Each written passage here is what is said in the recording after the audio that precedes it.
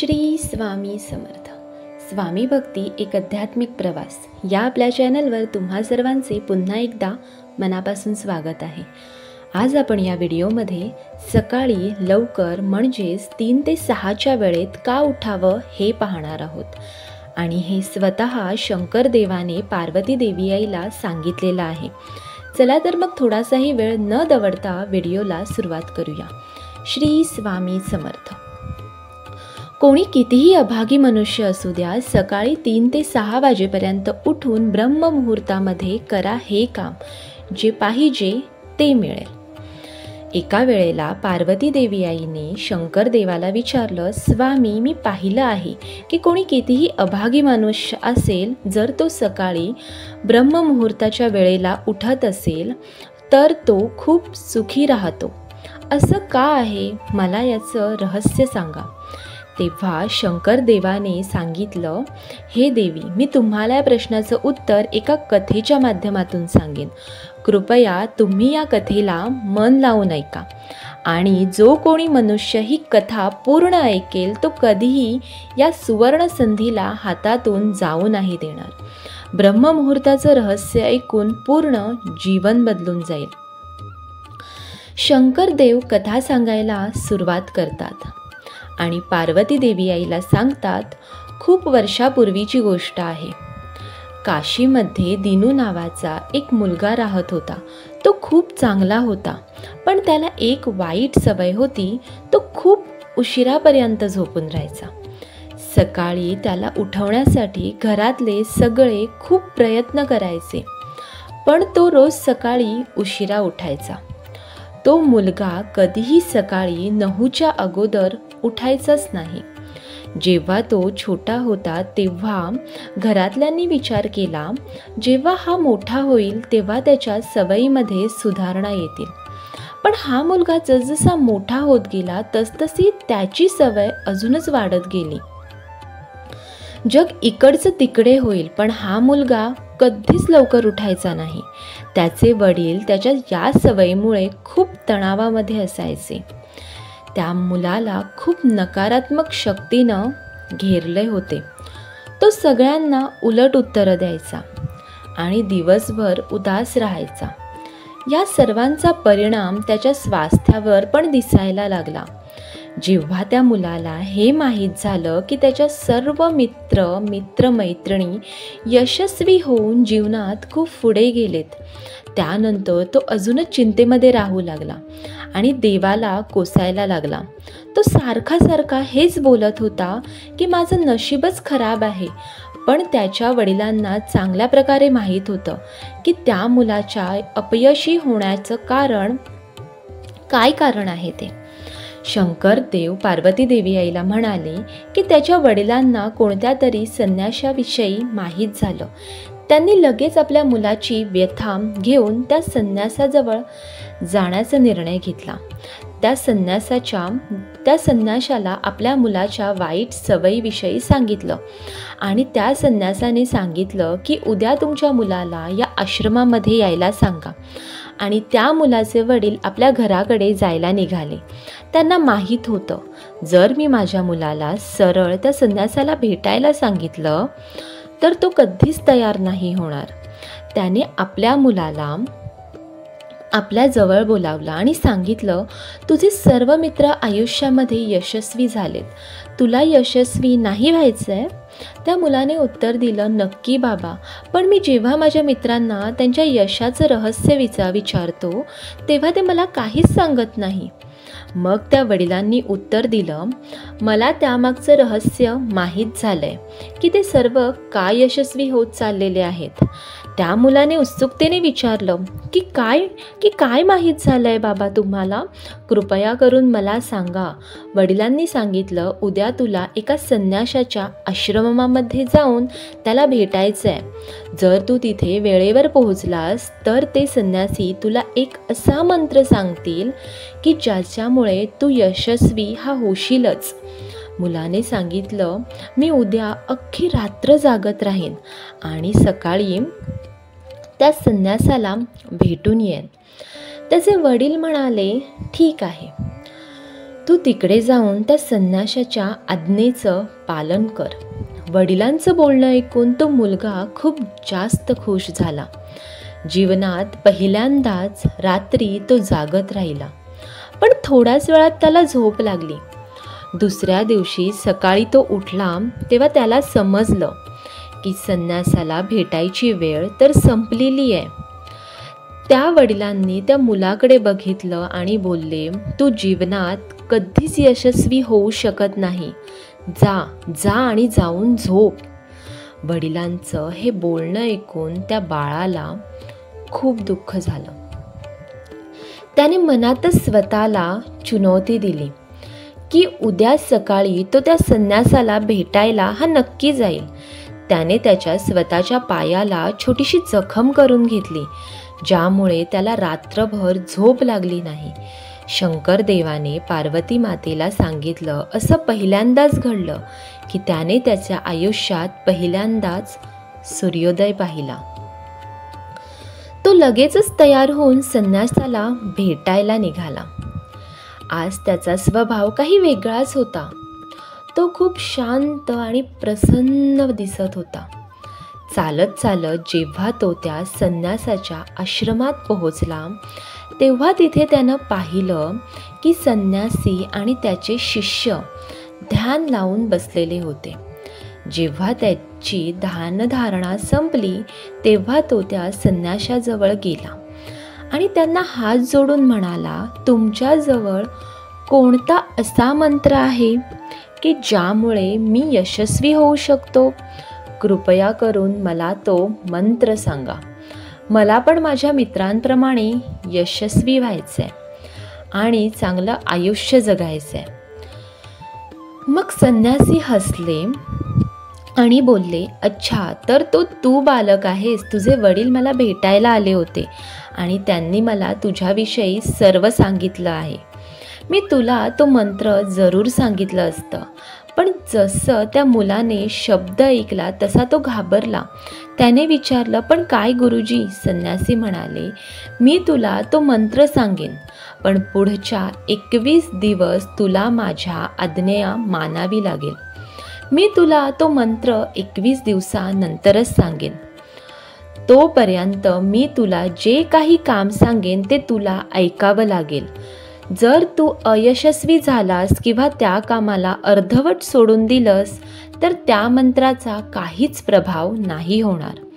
दृढ संकल्पासोबत तो मुलगा बोलला, मला तुमची सर्व आज्ञा स्वीकार आहे. मी पुढच्या 21 दिवसांसाठी तुमचा दास आहे. तुम्ही जे काही काम सांगाल मी तेच करेन. मला फक्त आणि फक्त त्या मंत्राविषयी जाणून घ्यायचं आहे. मग त्या संन्यासाने त्या मुलाला सांगितलं की ठीक आहे, उद्यापासून तुझं कार्य सुरू होईल. तू या आश्रमामध्ये राहशील. तो मुलगा आश्रमामध्ये राहण्यास तयार झाला. संन्याशाने त्या मुलाला सांगितलं, इथे राहत असताना तुला ब्रह्ममुहूर्तामध्ये उठावं लागेल आणि दुसऱ्या मुलांसारखं जप आणि ध्यानधारणा करावे लागेल. बरोबरच आश्रमाच्या कामांमध्येही मदत करावी लागेल. लक्षात ठेव, हा संकल्प तुटून नाही चालणार. आता हा मुलगा संन्यासाच्या बोलण्याला सहमत झाला. दुसऱ्या दिवसापासून त्याच्या कामाची सुरुवात होणार होती. या वेळेला त्याने दृढ संकल्प केला, पण 1 आठवडा गेल्यानंतर त्याचा संकल्प तुटला आणि तो 8व्या दिवशी उशिरापर्यंत झोपून राहिला. जेव्हा तो झोपेतून उठला तेव्हा म्हणाला, माझ्याकडून किती मोठी चूक झाली आहे. तो रडत रडत संन्याशाचा जवळ गेला आणि म्हणाला, गुरुदेव, माझा संकल्प तुटला. आता मी जीवनात कधीच यशस्वी नाही होऊ शकत. संन्यासीने त्या मुलाला समजावून सांगितलं, एकदा परत सुरुवात कर, एकदा परत संकल्प कर. मग त्या मुलाने संन्याशाला विचारलं की सकाळी उठणे इतकं महत्त्वाचं का असतं आणि इकडे सर्व लोक इतक्या लवकर सकाळी का उठतात? तेव्हा संन्यासीने त्या मुलाला समजावताना सांगितलं की सकाळी म्हणजे ब्रह्ममुहूर्तामध्ये उठण्याच्या पाठीमागे एक खूप मोठं सायन्स लपलंय. त्या मुलाने सांगितलं की कृपया करून मला त्या विज्ञानाबद्दल सांगा. संन्यासी म्हणाले, रात्रीला 4 प्रहरमध्ये विभागलं गेलं आहे. पहिला रुद्रकाळ, ज्याची वेळ सकाळी 6 वाजल्यापासून 9 वाजेपर्यंत असते. दुसरा काळ रात्री 9 वाजल्यापासून 12 वाजेपर्यंत असतो. तिसरा काळ हा गंधर्व काळ, ज्याची वेळ रात्री 12 वाजल्यापासून 3 वाजेपर्यंत असते. आणि सर्वात शेवटचा जो काळ येतो त्याला मनोहर काळ, या वेळेला ब्रह्ममुहूर्त किंवा अमृत बेला या नावाने सुद्धा ओळखला जातो. त्याची वेळ 3 वाजल्यापासून सकाळी 6 वाजेपर्यंत असते.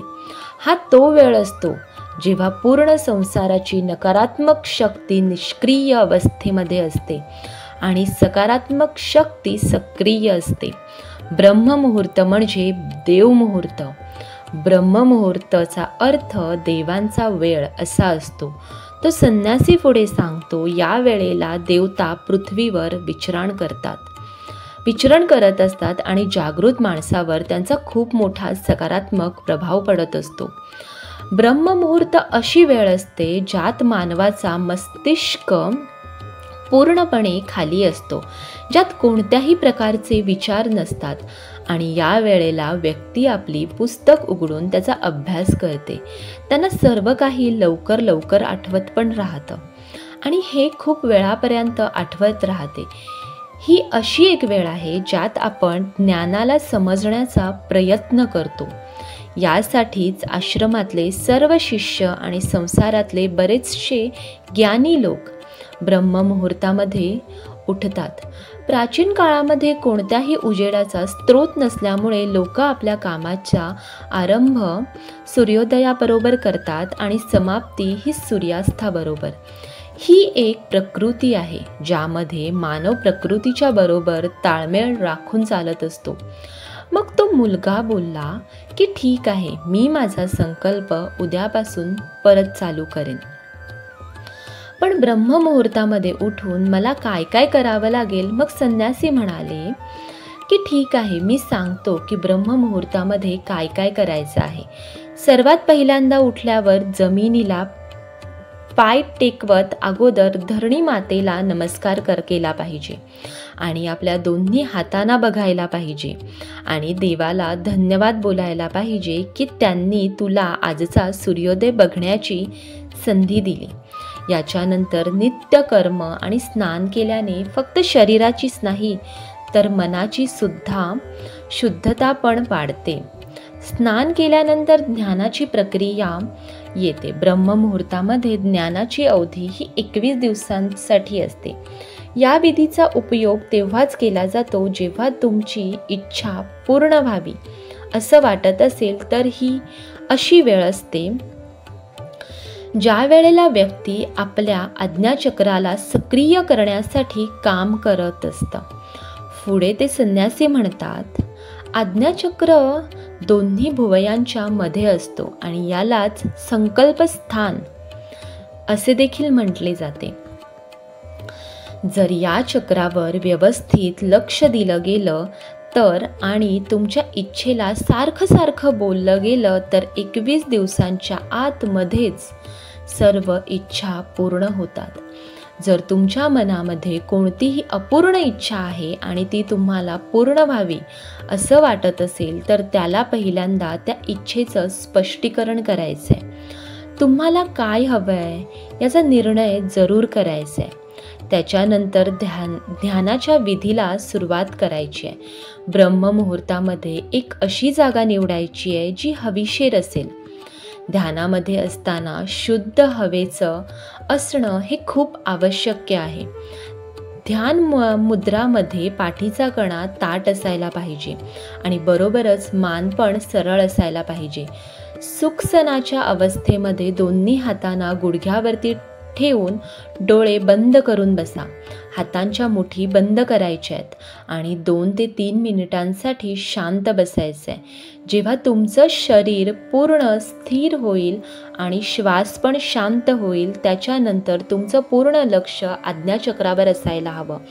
हेच कारण असताना खोल श्वास घ्यायचा आहे आणि श्वासाला थांबवून ठेवायचं आहे. या वेळेला तुम्ही तुमच्या इच्छेला मनातच बोलत राहायचंय आणि आपल्या मनामधूनच इष्टदेव आणि देवी देवता आणि गुरुवर्य यांचं मनन आणि चिंतन करायचंय. मग संन्यासी म्हणाले, जेव्हा श्वास थांबवणे कठीण होईल तेव्हा श्वासाला हळूहळू बाहेर सोडा. श्वास हा नाकाने आतमध्ये घ्यायचा आहे आणि तोंडाने बाहेर सोडायचा आहे. या प्रक्रियेला दररोज 3 ते 4 वेळा करायचं आहे. असं करण्याने तुमची जी मनोकामना आहे त्याचं अवचेतन मनापर्यंत जरूर पोहोचेल आणि इच्छापूर्ती लगेचच होईल. आज्ञाचक्र सक्रिय होतो आणि आपल्या सर्व मनोकामना पूर्ण करतो. श्वासाला थांबवते त्यावेळी शरीरामध्ये आपत्कालीन स्थिती निर्माण होते, ज्यामुळे तुम्ही बेकार गोष्टी आठवायला किंवा विचार करण्यापासून वाचता. ब्रह्ममुहूर्ताच्या वेळी देवाची वेगळीच कृपा असते आणि दुसरा कोणताही मनुष्य आपल्या इच्छेला यावेळी परत बोलतो त्यांची सर्व इच्छा लवकरच पूर्ण होते. शंकरदेव म्हणाले, देवी पार्वती अशा प्रकारे त्या संन्यासाने त्या मुलाला ब्रह्ममुहूर्ताचे महत्त्व पटवून दिले. पुढच्या 21 दिवसांसाठी त्या मुलाने या प्रक्रियेला मनापासून केलं. आता तो स्वतः खूप शांत आणि अनुशासित स्वभावाचा बनला होता. त्या मुलाने जसं आपला संकल्प पूर्ण केला त्याच्यानंतर तो प्रसन्न मनाने संन्याशाजवळ गेला आणि म्हणाला, गुरुदेव, मी 21 दिवसांचा संकल्प पूर्ण केला. आता कृपा करून मला यशस्वी होण्याचा मंत्र सांगा. तेव्हा तो संन्यासी हसत म्हणाला, गेली 21 दिवसांपासून जो तू अभ्यास करत आलायस तोच तुझ्या यशाचा मंत्र आहे. जो व्यक्ती ब्रह्ममुहूर्तामध्ये उठून ध्यान प्रक्रियेला व्यवस्थित करतात ते जीवनात कधीच अयशस्वी नाही बनत. तुला ब्रह्ममुहूर्ताचं रहस्य कळलेलं आहे. आता तू तुझ्या जीवनात हे चालू ठेव. तुला जीवनात लक्ष आणि यश हे नक्कीच मिळेल. त्या मुलाने संन्यासाचे आभार मानले आणि ब्रह्ममुहूर्ताचे नियम हे जीवनभर पाळण्याचं वचन दिलं. शंकरदेव म्हणाले, हे देवी, आता तर तुम्हाला माहीत झालं असेल की ब्रह्ममुहूर्त काय आहे. तेव्हा पार्वती देवी आई म्हणाल्या, हो स्वामी, आता मला ब्रह्ममुहूर्ताविषयी सर्व समजलं. एवढं बोलून देवी पार्वतीने शंकरदेवाला प्रणाम केला. आशा करतो तुम्हाला हा व्हिडिओ नक्की आवडला असेल.